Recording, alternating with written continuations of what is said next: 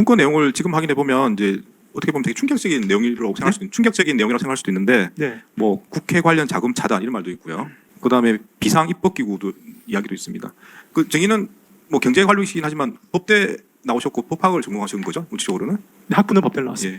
그러니까 저 내용이 아무 내용을 모르시는 분이 보는 거랑 다를 수도 있을 것 같습니다. 그러니까 제가 말씀을 드린 취지는 이걸 봤을 때 굉장히 법을 안 아시는 분은 굉장히 충격적인 내용으로 이해할 수도 있기 때문에 여쭤보는 겁니다. 그러니까 저는 그러니까 저 내용을 하여튼 제 기억으로는 저 내용을 인지를 했던 거는 우리 간부의 말밑에 인지를 했기 때문에, 그런데 그때 봤을 때는 조악하다는 말씀을 드리는 이유가 예비비나 보조금을 지금 어떻게 확보하거나 차단할 수 있는 게 아니지 않습니까? 그러니까 저거는 좀 이 예산 프로세스를 잘 모르는 사람이 만든 거 아닌가라는 생각을 나중에 이제 했습니다. 그래서 제가 조악하다는 말씀을 드리는 거고요.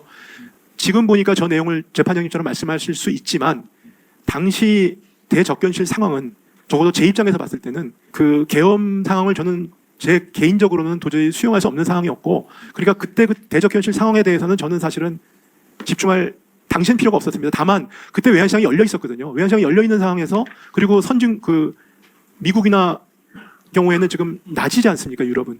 그러면 한국에서 계엄이 있었다는 상황을 하면 한국의 금융시장이나 한국의 신인도나 이런 부분에 어떤 영향을 지금 주고 있을까? 저는 안에 앉아 있지만 그 부분이 저로서는 저도 평생 경제관료를 했고 이런 상황에서 그 부분이 엄두가 나지 않았습니다. 최대한 대통령 하시는 거를 만류를 하다가 안 되면 적어도 시장이나 우리 경제에 있어서 안정적인 조치나 이런 거는 해야 되지 않느냐라는 생각이 있었고요. 근데 그게 우리 경제나 시장에 미치는 영향이 충격이 얼마나 클지 가늠조차 되지 않아서 저는 그 부분이 당시에는 엄청난 충격으로 다가왔다는 말씀을 드리는 겁니다.